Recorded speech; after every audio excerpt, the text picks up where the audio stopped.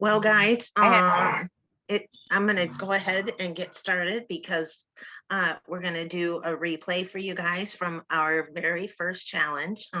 But first, I just want to say, excuse me, hello and good afternoon and happy New Year, happy 2023. We Noah are ready to rock the tiny house movement. Keep it going forward. So we're glad y'all are here with us tonight. You are being recorded, so we'll put this in the member portal for people to watch in the future. But tonight we're gonna just show our very first challenge was design your dream tiny house. And we had a contest where people submitted their drawings. So each night we had a builder. The first night, the second, actually, I think it was the third night, we had a young lady, Jillian Wise, that owns Far Out Tiny Homes out in Las Vegas. And she and her business partner, Josh, did a great presentation for us. Jillian is just great on video, on camera, however you want to say it. So because I couldn't find a builder for tonight, because a lot of people were taking the day off and couldn't commit, we decided to go ahead and do this for a replay. So hope you enjoy it. I'm going to go ahead and get started. I got it at the right starting point. So we will see you afterwards. If you do have any questions, try to save them till the end. It's not that Jillian is here to answer them, but we'll do our best to answer them. And if you have any questions, I can always shoot her an email. So let's get started. I'm going to share my screen. Oh, Jordan, please enable my screen sharing.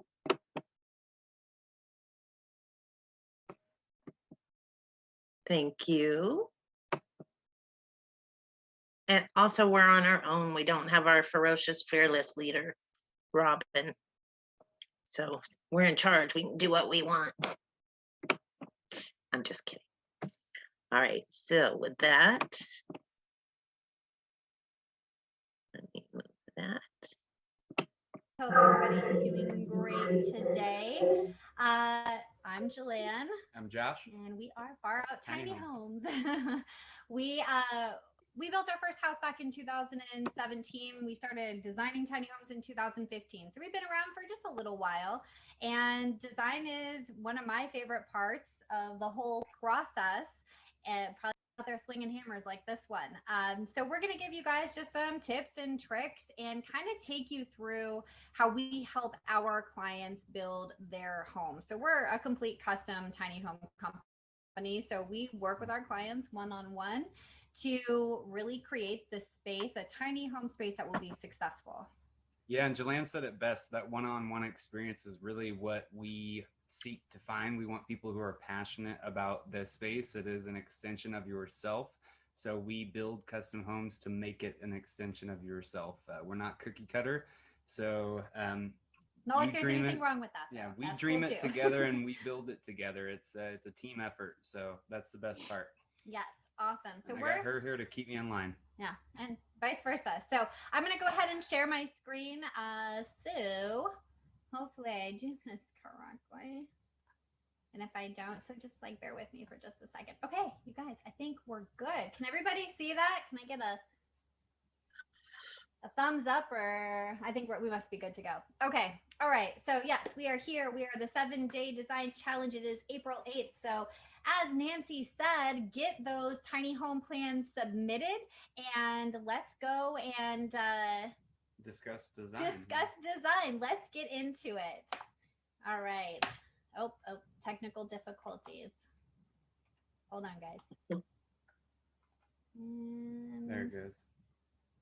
And it's still going the right way. Interesting. Okay, cool. All right. So without further ado, this evening's agenda is broken up into 8 segments with Q&A happening at the end. So as questions come up, grab some pencils, paper, your phone, whatever, write them down because we want to make sure we address any questions, comments, complaints, concerns that you may have. So really quick, where we're going to go tonight is where to begin. That seems to be the biggest hurdle as we begin this process. I know for us back 6 years or so ago, we had no idea where to really begin other than to just dive in head first, it feels like.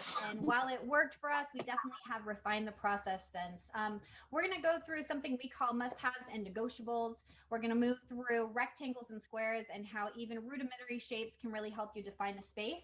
I'm going to teach you how to walk this space and bring your tiny home to life. That's one of my most favorite things to help people realize is what this space is really going to feel like.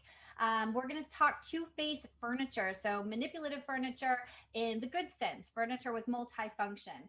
We're going to speak on the importance of fluidity, and that has to do with safety and design as well.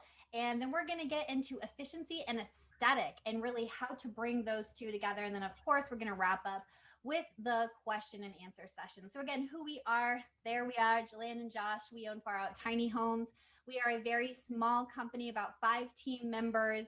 We've been in business for about 5 years. And on YouTube, we have 2,300 happy subscribers. So if you are into design, tiny home, advocacy, really anything that tiny home related, I really encourage you to join. Again, we built our first tiny home in 2017 on a shoestring budget, $18,500. And I want to show it to you now. We drove that guy all the way from Kansas City to Las Vegas, where we live today. This is the Blue Baloo. You may have seen it on some articles or even on YouTube as well. We had it up on Airbnb for about a year where we had tons of people staying and just kind of checking it out, trying to figure out if tiny lifestyle was for us. This home is 20 feet in length and 7 feet in width, and it cost us about $18,500, give or take a little bit of change there. $37 or so. Yeah.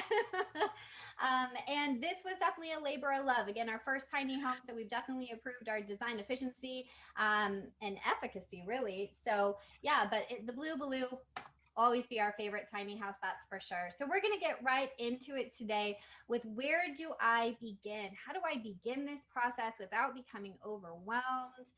Or even underwhelmed sometimes. The first thing we're going to focus on are supplies. So we really go over this with our clientele. What do you need in order to begin the process? We suggest pencil, grid paper, a skinny tip marker, and if you have access to a computer and iPad, that is all the better. You want to make sure that you have the supplies that you're able to just openly create.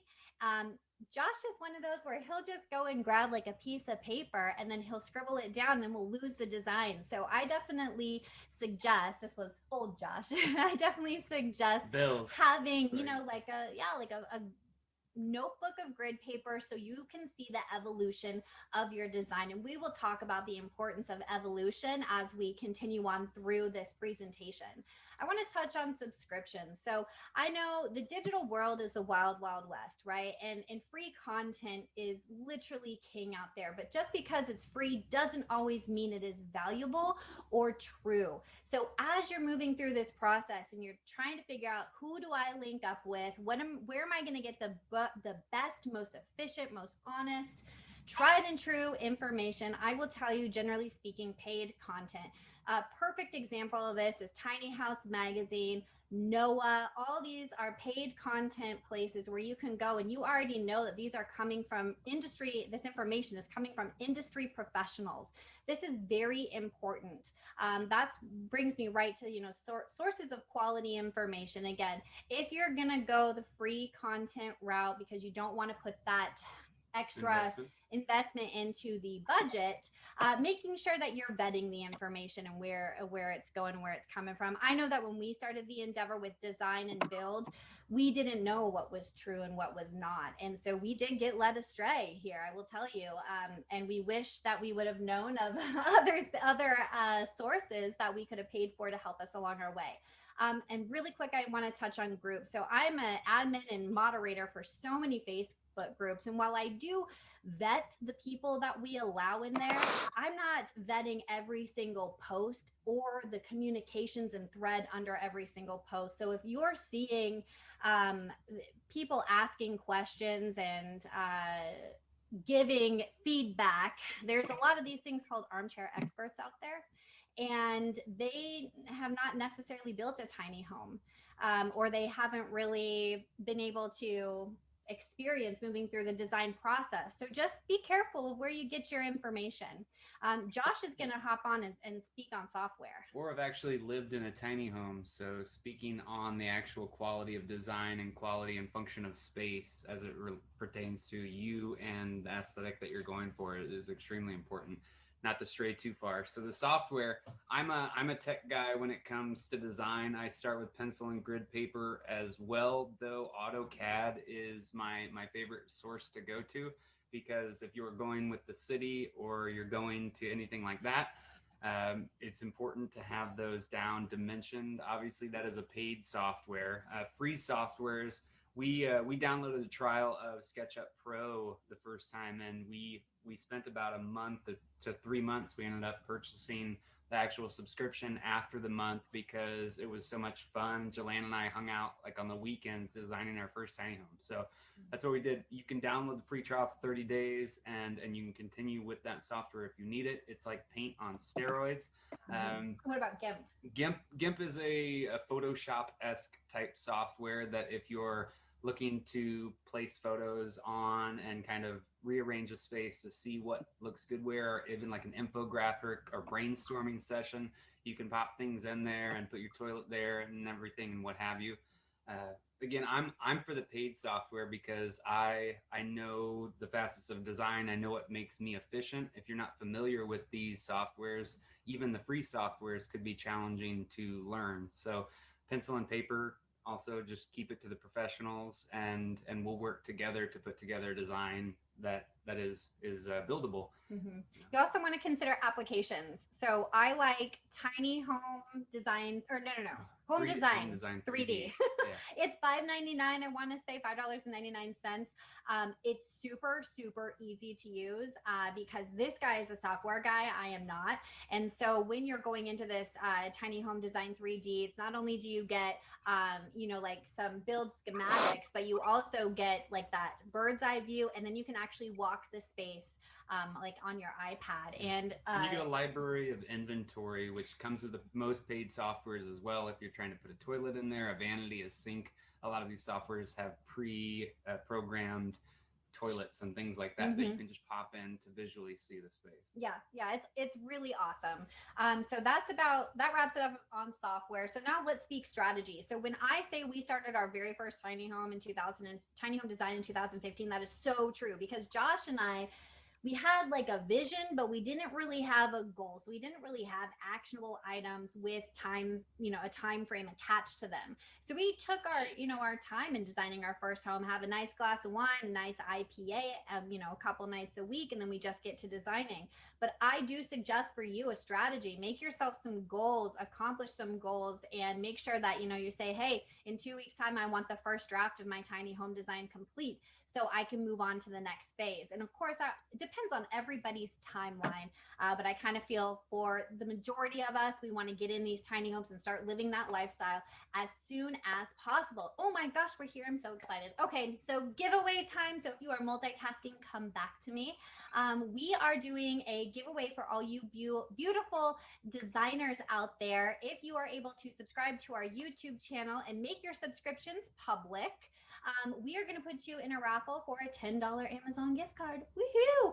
So we just suggest subscribing to our channel. Again, we're full of awesome content, relevant, up-to-date information.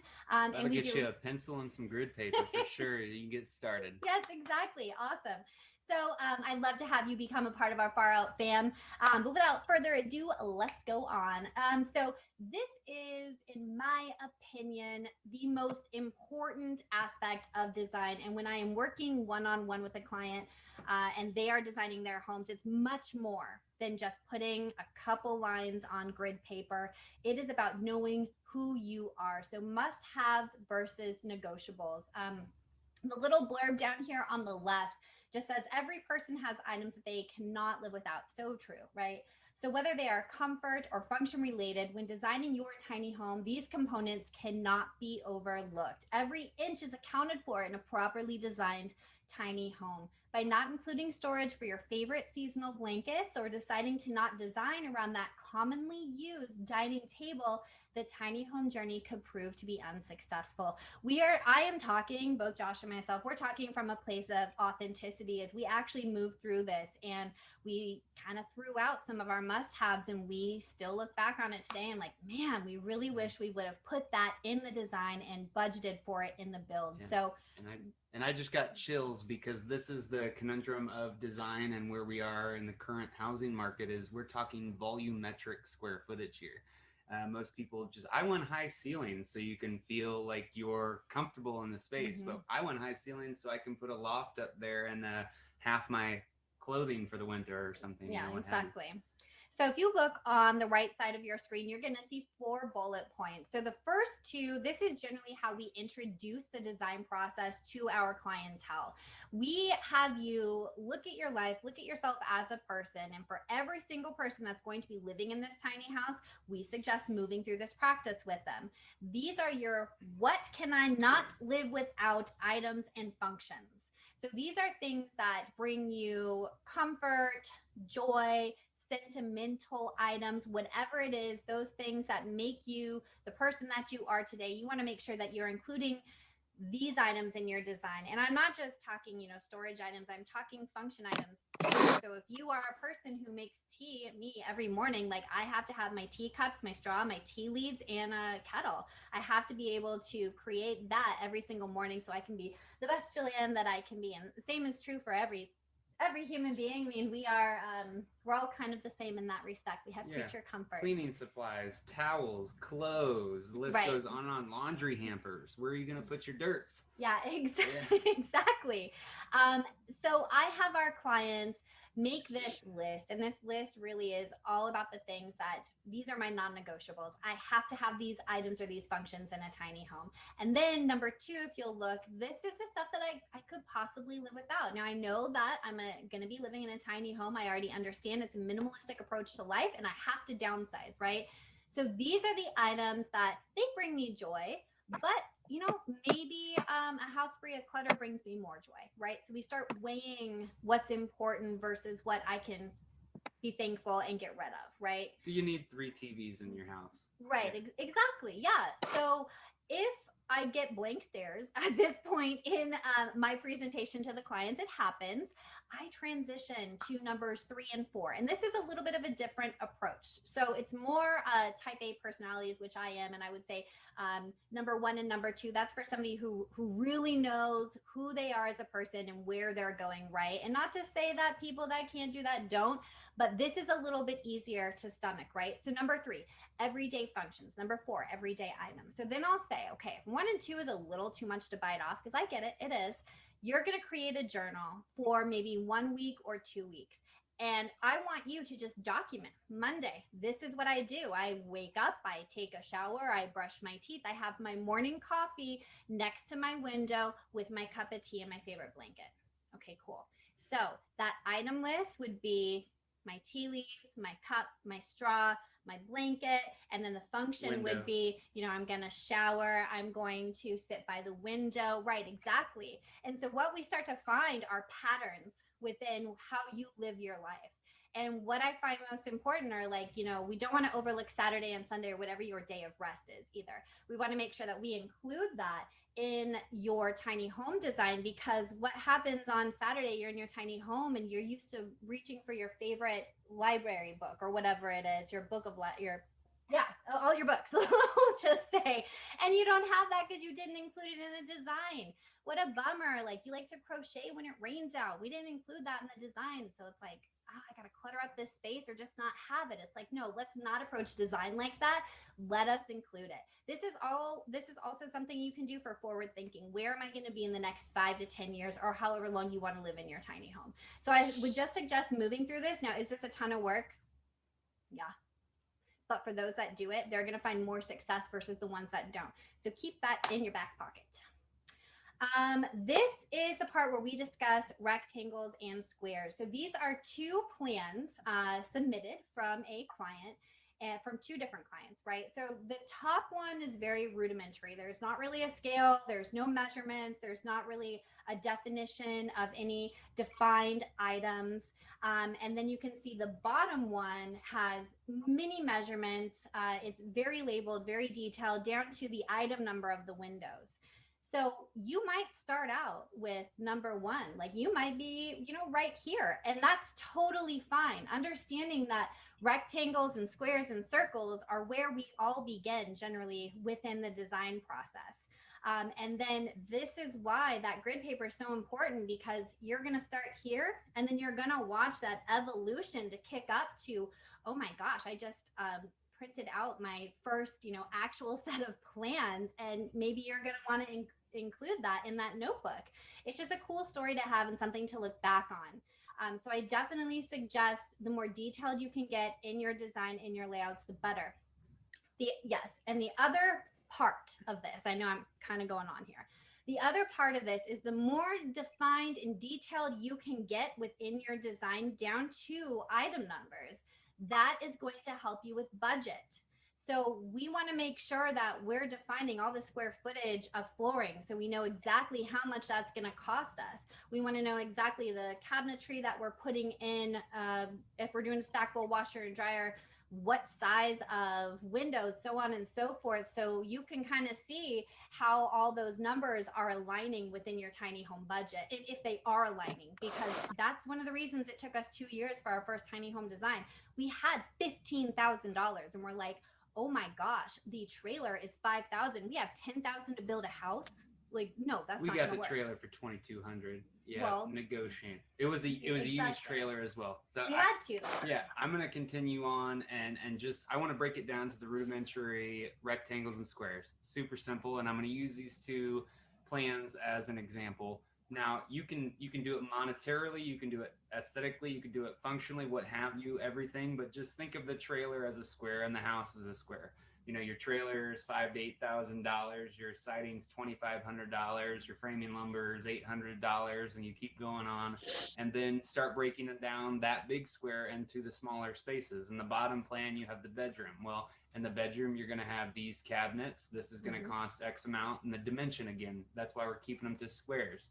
4x8 sheet of maple plywood is $62 right now and some change. So that type of information, again, allows you to build that budget. You have your kitchen sink, your kitchen countertop, 6 foot, 8 foot base. You have your oven, your refrigerator, all these things. These are all just squares and pieces that need to fit in. So not only is there a budget attached, there's also a dimension. And this goes back to the level of rectangles and squares that you want. The top plan, if you just take a look at it, it looks really flat. It's not really pleasing to look at. The text is nice, you can read it, but there's no depth to these rectangles and squares. The bottom plan has line weights. It has depth. You can see where the walls are. You can see where the items are. Everything is clearly labeled, not handwritten.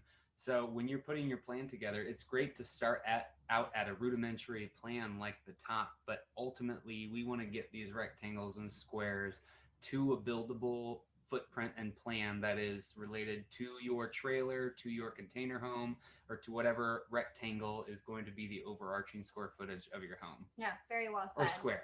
Yeah, square, right. And that brings us right into how do I bring this to life? This is the funnest thing we did. This was an absolute joy. So when things got too difficult to handle as we're trying to make this leap into living in this alternative lifestyle, this guy right here is my rock. And I remember one night we had gone through so many plans, and we finally found one that was pretty good, fit inside the budget, but I still was overwhelmed by the whole process. And he said, I got an idea. I'm like, okay. He's like, follow me into the living room. So in our house in Kansas City, we had a really big living room with hardwood floors. And he says, help me push everything aside, all to the walls. And I'm like, oh my gosh, you're going to make such a mess, right? She was like, come on. And it just went to the walls. I dropped. The dust bunnies. I dropped. So we push all of the furniture to the walls. He goes out. He's all proud. He goes out to the garage and he comes back in with some masking tape. And I'm like, what are you doing? Like, this is my husband. I love him, but he can be so weird sometimes. And he goes, we're going to walk our tiny house tonight. And my brain is still like, what are you talking about? And so he starts making interior dimensions of this plan that we think might work, not only for our family, but within our budget.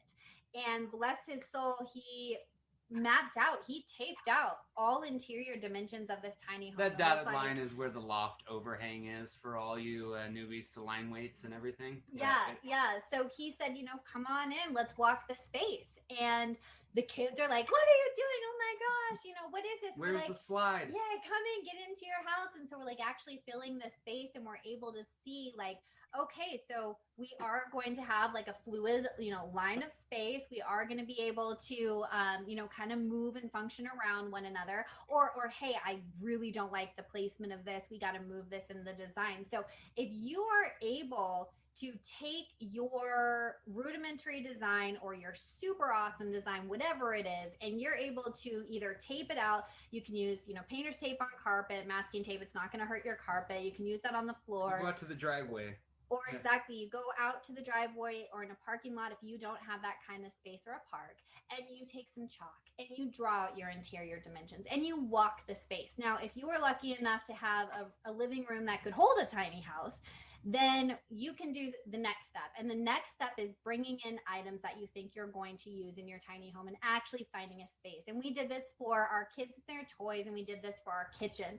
Jillian, go and get all of your kitchen items that are your must-haves. These are our non-negotiables. This list is solid, and this list has to go with us. I want you to go get it all, and we're going to put it in the tiny home. And that's when we found like, ooh, open air shelving might be in budget, but it's definitely not going to make my life easier as the cook. If I got to cook 7 days a week, my kitchen needs to be efficient and fluid, right? Especially if it's in a tiny house. So we were able to put in all these items within the storage or just on the countertops and say, is this actually going to work for our family? One great thing we did for children. So if you have kids and you're multitasking, come back to me. This was a really fun way to get them involved. We taped out their lofted space. We taped out their place for their clothes and their bed.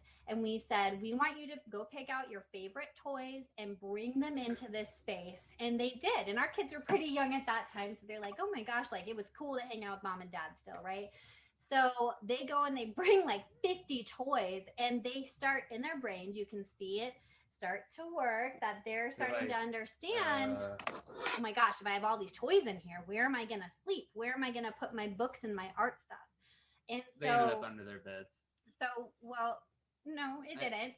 But not always. But what they gathered and what they learned from this experience was, I have to pick, maybe 3 to 5 toys that I'm obsessed with right now. And I have room for just that much. Plus, I want to make sure I have room for a couple of my books and all my art supplies. And so what we did is we told them, we're not going to get rid of all your toys, because that is end of the world for younger kids. We're not going to do that. We cheated. While we lived tiny, we also had a 5x10 climate controlled storage unit. And this enabled us to put our seasonal items, our bikes, our toys, things that we didn't need to reach for every day. Some of our sentimental items. And I know some of you are like, cheater. And I get it. But here's why we did this. Because our children would play with their toys and then they get sick of them and they're like, whatever. So every other weekend or so, we'd say, gather up as many toys as you want to turn in, and we are going to get some more toys out of storage. And so it was like Christmas every other week, because they forget about all the stuff they have. Always wanted to go to the unit and look through the boxes. It was amazing. It was amazing. Can I come? Yeah, let's go. Totally. And so it luckily for us, it was in walking distance to our tiny house. And so we just kind of set this up because we wanted it to be successful. And number one, we didn't want it to be traumatic, because we already knew this was a huge lifestyle change for everyone involved. So do you have anything else to add with that? Great. So it's important. You want to walk that space. You want to make sure that you can feel it. And another thing we did, just another tip, is just to the left here of this floor plan, and then where that blind is, we actually draped sheets around the space to actually put us in. I mean, a square within a square, that space is still rather large. So we put up our walls with blankets and sheets to feel how the space was going to be on the inside. So and that definitely is like a whole other element. So if you yeah, want to, it truly is. I mean, it's not a space within a space. It is the space. It's a space within the much larger space that we're trying to conserve. It's just these are what you're doing your daily functions in. So you have to be comfortable in this space. Absolutely. Yeah, it's very important. So giveaway time number 2. So if you are like, oh my gosh, be quiet, come back because we have a giveaway for you. We have an awesome email that we send out, every once and again. And it's just really up-to-date information on advocacy work, how you can help bring tiny home legalization to your state, your city, your municipality. And basically, it's just a way for us to keep up to date. So if you are interested in joining our email list, you're going to head over to farouttinyhomes.com. And under the Connect tab is just a real quick little pop-up. And it's going to say you want to join the list. And you're going to put in your email and hit enter. For all of those that are joining from today, for the, until Friday, we'll enter you into our little $20 Amazon gift card giveaway. And we promise not to blow you up. We promise not to sell your email address or anything funky like that. So if you want to stay in touch with us, please subscribe. We'd love to have you, again, part of our Far Out fam.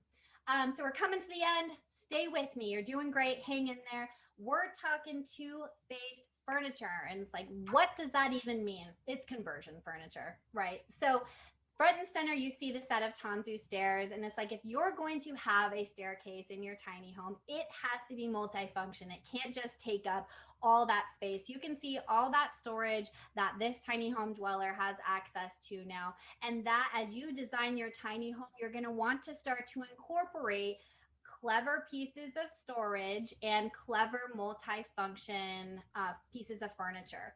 So if we bring our attention to the piece on the left, which is just a drop-down table, and this is something you could build or it's something you can purchase, let's say from IKEA. They have some pretty okay items for a pretty decent price. Pretty decent particle board. One big thing for us is we did not create space for a dining room table, and that is one of my biggest regrets when building our tiny home.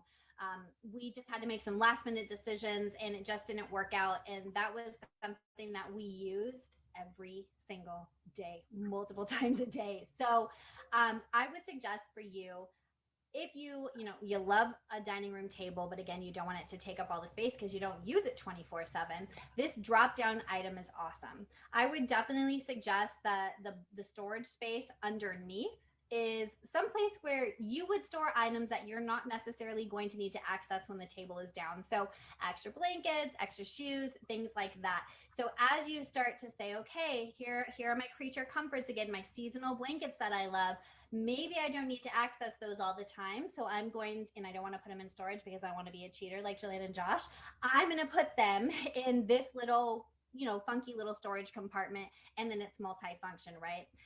Then we're going to shift our attention to the top right hand photo, and that is an IKEA drop down table. Again, I know I'm like harping on this table thing because I tell you I regret it still so much. But basically this table is great. You pop it up when you want to use it, and when you don't want to use it, it still acts as a shelf. So you could have your seasonings there, whatever you want to put there, a candle and whatnot.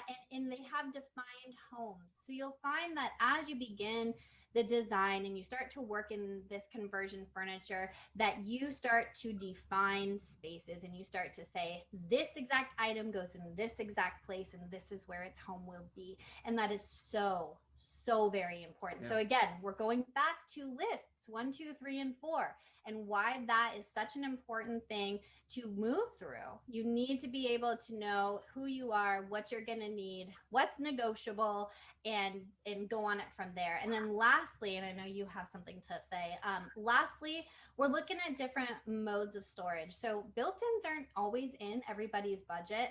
So get creative. I will tell you from my experience, we did do open air shelving in for the first round of shelves in the tiny home because we didn't have budget for actual cabinetry, and I did not like it. I'm a neat freak, and so you have to have everything lined up and nice. It always got dirty. Every time somebody opened that door, it would bring in a bunch of dust. Now I live in the desert, so it's definitely climate dependent, I feel. But just the fact that like my cups and my plates were always exposed to like people sneezing and like all of that stuff, I didn't like it. So I would suggest to you that get clever with your storage. I really like this bathroom, the bottom right hand corner. I really like this bathroom setup where you can have your hangable items, you can have your toiletries, maybe your extra towels, and that could literally be used as some sort of divider wall or something where you're not putting in a divider wall, maybe the toilet's on one side and the vanities on the other or something like that. But start to think kind of inside the box but outside the box with your design technique. And Jillian, to segue off that, she brings up a good point about outside the box thinking. Now, we're talking all of this conversion furniture, these utilitarian, multifaceted, two-way design features of your home. And I just want to reiterate or state that we're not just building tiny homes or building conversion furniture or having space to store our stuff. We are literally trying to change the way people live, the way we live. If you have any kind of hostility, helter-skelter in your mind, making a place for every element that you have and being aware and cognizant of where those items are located at will not only save you time, but it will save you headache. Where are my keys? Yeah. Oh, they're on the hook. Where's my wallet? Oh, it's in the tin. Where's my favorite book? Next to the thing. It's by creating this awareness for the things we have, the things that we have begin to not weigh us down. We don't feel like we have material things because everything has a purpose, and you could define everything as has a purpose with all that extra stuff and clutter in your garage. But if you have a box in the garage that you haven't gone through for about a year, and you go in there and it's weighing you down at that moment, you need to reevaluate not the box that's there. You need to reevaluate yourself and say, do I really need this? Yeah. Why am I hanging on to this? Yeah. Yes. And why am I having a garage that just has boxes and no cars in it? Do I need? I could live in this space. Yeah. So again, it's changing the way people live. This design is an extension of ourselves, and we are all multifaceted. So the conversion furniture is speaking to, again, it's just being aware of everything in the design and everything having a place. And by the time you're living in the home, you truly feel like it's an extra limb, like you're there and it's like, this is me. Yeah, absolutely. So we're wrapping it up. Got one more slide and we're going to get to that Q&A. So if those, we got two more. So if those questions are burning, don't worry, we're almost done. I'm really quickly going to touch on space fluidity. This not only has to do with pleasing the eye and keeping the mind calm, but it also has to do with points of egress. You want to make sure that when you're creating your tiny home and you're designing, you're not making a cattywampus path to the points of egress. You want to make sure that these places are free and clear. So if you notice this top right corner, picture, there is the door and there's nothing in the way of getting to that door. And you want to make sure that if you have multifunction furniture, say a table that comes down, that table is not going to disrupt that path of egress. And this is just coming from up when not in use. A safety standpoint, or even when it's being used. And I know that sometimes that's really hard to get around, but you want to try to make sure that you have a direct shot out of that space. If something happens in a tiny house, say a fire, it's like that. It goes up, it's quick, it's a small space. You want to make sure you're out and you're not breathing in that smoke. I will stop harping on that. But also space fluidity is keeping these lines clear. So if you look at this picture on the left, this is a very basic but fluid kitchen, and it doesn't give me a headache, and I absolutely love it. There are things on the counter which I would rather not have, but it doesn't. Why is that cord running all the way over there? Why isn't the teapot just sitting by the outlet? Because the sink's there. I'm just kidding. But what I liked about this design specifically is it obviously fits their lifestyle. That's a really small kitchen. I wouldn't opt for that. But what I liked about the induction cooktop there is that the fan is right above it, and it's built into the cabinetry, so it all looks real nice and sleek, right? Because our next slide has to do with aesthetics and functionality, which is really important. So just make sure that you're keeping your tiny home design free of clutter. Make sure to pay attention to how the space feels as you walk from one end to the other. Super important. Now, efficiency and aesthetic. So marrying efficiency and aesthetic is simply creating a space full of beauty and functionality. And that to me is like the key point of design, especially for our tiny homes and the spaces that we have created with our clients. We want to make sure that the house isn't just functional, but it is pleasing to the eye and to the soul, and it is a reflection of the person that is helping to design it, if we're building it or if we're just helping with the design consultation. So you can start by doing this. You know, if this is going to be a cabin-esque approach to a tiny home, oh, I'm going to put cedar shiplap up on the walls, and because that's an expensive product, that's going to be the main focal point. Maybe you have one wall that's all cedar shiplap, not painted obviously, and it's just gorgeous. Or maybe you're like me and you're like, ooh, modern. I like modern. I like clean lines. I like white spaces with maybe some black steel or something like that. That's literally what this whole office space looks like.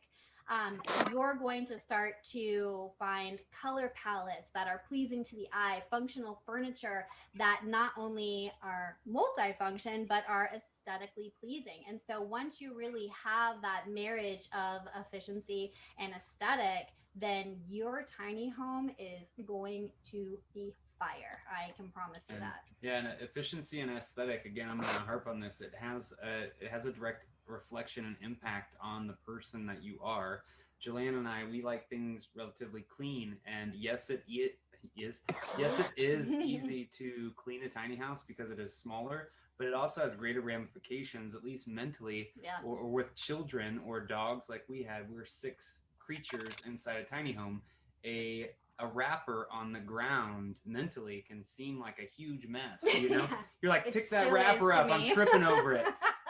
But that type of thing, keep aware, is the stuff that you see on the countertops previously. If there's a big clutter, even if it appears clean, sometimes, at least in yourself, you're like, you know, why am I feeling this way? Well, maybe you just have too much stuff on the counters, or you need to put some stuff in there, or again, just efficiency in living in a tiny home, not just designing, is understanding where you're going to put all your stuff, because if you don't have a spot for it, it's going to feel like it's in the way. And not only stuff, but functions. Remember how you function. That is so big. If your favorite thing is to wake up and go sit in front of a window, don't take that away from yourself. Incorporate it into your design. That, my dear, my lovelies, that wraps it up. I am so excited for Q&A, so let's have at it. Awesome. Well, thank you very much for that wonderful presentation. A lot of valuable information for all of us to walk away with, Jillian and Josh. I appreciate you guys. We appreciate you all. We do have quite a few questions for you. First one came in from Gabrielle Rapport with Operation Tiny Home. She has joined us this evening and has a question. And for those of you that do not know, Operation Tiny Home is a nonprofit that helps veterans struggling with housing instability. And they also have a down payment assistance program as well. So be sure to check out what Operation Tiny Home is up to on social media and online. And Gabrielle's question, actually, Jillian, was, would you mind reminding us of the design software name that you recommended earlier in the presentation? Yeah, that's me. I kind of jumped through it because there's not really a whole lot of free software out there. Again, SketchUp is, and I think they're up to 2021. SketchUp is a free trial for 30 days. And after that 30 days, you can subscribe or put in a new email address if you want. I'm not guy. I can't speak professionally. Again, I got to be politically correct. SketchUp is a really great resource. It's like paint on steroids, and you can extract those 2-dimensional planes to be 3-dimensional spaces. So that and GIMP, yeah, that's free. GIMP is a Photoshop-esque software. So it's less vector-based where you're drawing lines. It's more inspirational photos. You're grabbing images, placing them in a tiny home from infographic. And then application-wise, I have downloaded, I swear, all of them. I have paid hundreds of dollars checking and vetting out all these paid applications. And my favorite is Home Design 3D. That one is $5.99.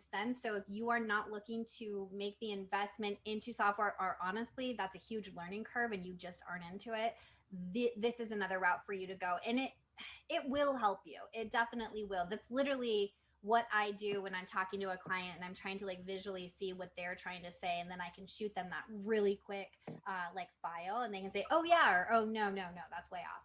So yeah, or Home Design 3D. Sorry about Home that. Design 3D. And I just want to close on the software portion of it, saying that there might be a lot more free software out there. Again, I'm an AutoCAD guy. I purchased that, so I'm kind of traditional and stuck in my ways. If anybody viewing or anybody has more information, please put it out there in the discussion in terms of free software. But again, I think truly investing in yourself and what you're doing, paid software is worth the time and getting to know it. Yeah, and definitely, hi Gabrielle, shout out. We love you guys. We love Operation Tiny Home. So glad you're here. So thanks for asking my question. Wonderful. Actually, the second question here, it's kind of a two-part. How long did it take to build Blue Baloo, and did you build it yourselves for the 18,000 price? Did you do everything yourselves? Almost everything ourselves. We did everything ourselves. Well, the only thing that we didn't do that we actually hired out help was plumbing, because there were so many learning curves involved with that build. The 90 days, we literally had 3 months to build this thing. We were running, mind you, we were running electrical while the plumbing was being done. So we now do all of the work ourselves. It's just, I'm not trying to speak proud, but but at that time we needed help. So it was, man, when you're trying to learn structural, I'm trying to get this vocabulary, sheathing, siding, insulation, electrical, plumbing. Like, not only is the verbiage in this industry so overwhelming, but then actually doing it and executing all of this is there's only so many curse words that you can throw out in a day before you need to take a break. Yeah, for real though. So we did build the Blue Baloo for 18,000 and some change. We actually put the shell together and drove it to Las Vegas at about 14,000. So the finishing stuff, the finishing touches, we had the hot water heater, the shower, everything done, the sink. We were doing finishes and painting. We lived in the unit unpainted for like 6 months. So we don't suggest that, by the way. Just have to throw that out there. Get your tiny home finished. Don't live in it. Work in progress. It is a nightmare. But so going back to timeline, that 3 months, we were able to get it set up enough to live in. And then when you're talking like trim work and painting and little things like that, that's what we did as we had time. But again, 3 months is all we had to get it really set up to live in. Well, it's reassuring to know that even experts like you started out not knowing everything, and when you needed help, you reached out for it. You subbed, out what you needed to, and you did the rest yourself until you were doing it all on your own. So exactly. I think that's pretty cool. We were in Kansas City when we built this unit, and we had no points of contact within the industry because we're just newbies, and this was like something we're like, hey, we're gonna do it, but we didn't know anybody. So Josh is so smart. He's like, who are tiny home builders near us? There was one, Mike with Mini Mansions. Oh, yeah. Right? St. Louis. Oh my gosh, what a lifesaver. He spent hours on the phone with us. We're like, okay, how do we do this? Is this Mark. cool? Mark. Is it Mark? Yeah, sorry about that. Anyway, Mini Mansions, awesome company, awesome guy, awesome family. He really helped us. So again, if you are going to build your own tiny home, there are so many resources. If we would have known about Noah, oh my gosh, we would have built that sucker in 2 months. Straight up. The amount of time we wasted searching for free content, remember that paid versus free? right. Hours, countless hours of YouTube videos that in the end didn't help. And a lot of the times, I have to say this, it was me taking multiple pieces of information or multiple videos that I had seen and I was on the fence about, and I kind of was leaning towards one way, and I'm sitting here like, oh my gosh, is this going to work? Is it not going to work? I just need somebody to tell me that it's going to work, and I call totally. Mark and I'm like, Mark, this is my idea for the roof. I want to do this, this, this, and this. And he's like, yeah, what are you freaking out about? That's great. And I'm like, thank you. I just needed somebody to tell me that knew a little bit more than I did. And I'm here, I'm admitting my ignorance and I'm willing to learn. So that's a big thing in the process is don't be afraid to make mistakes. Don't be afraid to ask questions. It is a learning process. And that's the glory of building tiny and life in general is just like, it's a continued learning process. Totally. Right. And that's why we kind of built in the free consultations into our service too, so that, if people have any trepidation about anything whatsoever prior to putting their money and time and they're aching back on the line, possibly making mistakes, they can just have a free consultation, licensed inspector, and know what direction to go in. That's awesome. Even one thing, the first time I built with a quote unquote professional builder after we built the tiny house, I'm sitting there cutting boards one by one, like measuring, cutting, and he comes over and goes, watch this. He like takes 10 boards, throws them out. measures all of them, lines them up, and cuts them at once. And it was like 2 minutes, and I was like, Totally. But it's like you don't know what you don't know. I felt like about that Yeah, but small. then you learn. But no, and then, Yeah. then I'm learning my own tricks. It's just like, oh yeah, that makes way more Oh yeah, sense. duh. Make the measurements before you Okay, turn we on have the a lot of generator. we have a All lot of right. questions. Right? There's We have little more? tips and tricks to the whole thing, like getting your title for the trailer before you build the house on it. Right. You know, Bingo. that are definitely helpful. Okay, I'm going to go ahead, if it's okay with you guys, and move on to the next question for you here. What is the average size tiny home that you see people purchasing right now? Oh geez. A lot of people want Under the, 30 feet. Yeah, definitely 30 feet. A lot Okay. of people want that Under idea of 30 feet. 45, but 40 feet. But when you get to the point of like actually towing and the requirements and weight, it's like, well, do you have a truck to tow this thing? Oh no, we're gonna have it delivered. And it's like, okay, well, if you build a 45 footer, we might need a fifth wheel or tractor trailer to pull it, depending upon the weight. 40 and how- footer. Yeah. Right. But again, it's all contingent upon your family size and your necessities, your needs. If you have two people, typically we see 20 to 30 feet. If there's a family, people are talking more 30 to 45, but budget-wise, they come in somewhere around that 30 mark, I would say. Under. Yeah, if our clients are going to be towing it themselves, I highly suggest, unless they have massive amounts of towing experience, don't go above 30 feet. Like it just, I think it's a bad idea if you're kind of a newbie Right. out there and you're wanting to pull a 40-foot tiny home. I'm like, ooh, that puts you in danger Yeah. and everyone else on the road. So, Hire but a transport company. Our trailer, our tiny homes on wheels, we see 20 to 30. A lot Yeah. of our container home people are interested in that 40 foot, just because it's right there and they're not towing it, so they're already ready for that investment of paying for the shipping. Right. That's true. Right. That's true. Okay, and the last question here for you guys, if you don't mind. No.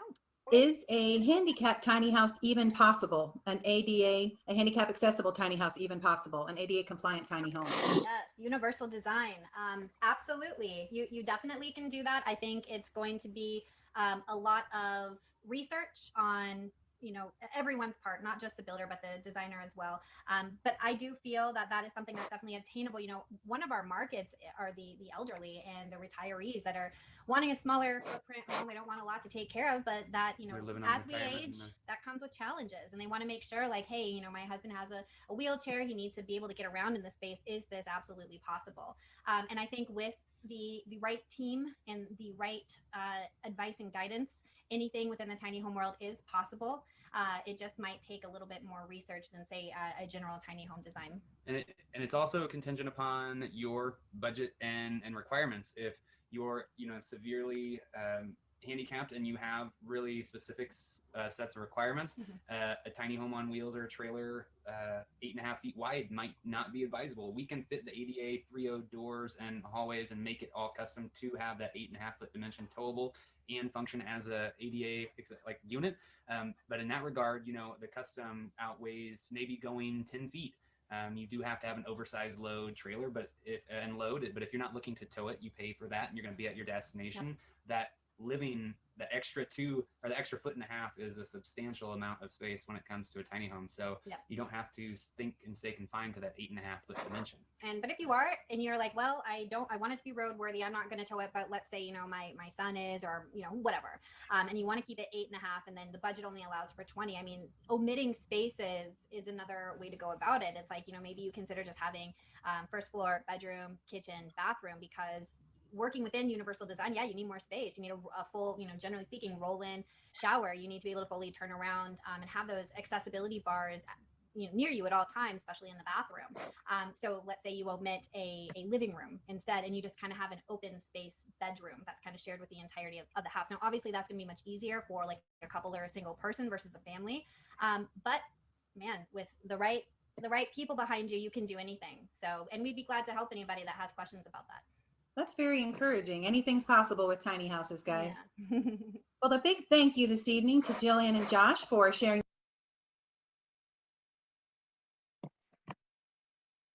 All right. Nancy said thank you. Well, I hope you guys enjoyed that. I know the first time we played it, everybody got a lot out of it. And so just thought we would share that with you tonight since we didn't have a official speaker. Gonna stop sharing here.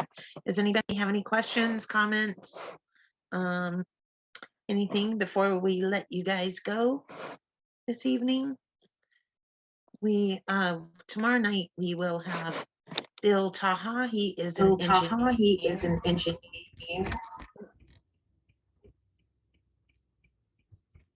Why is it doing that, Jordan? There you go. Okay, I don't know why the echo, but I'm gonna let you guys go and we will see you tomorrow. Thank you. Happy New Year.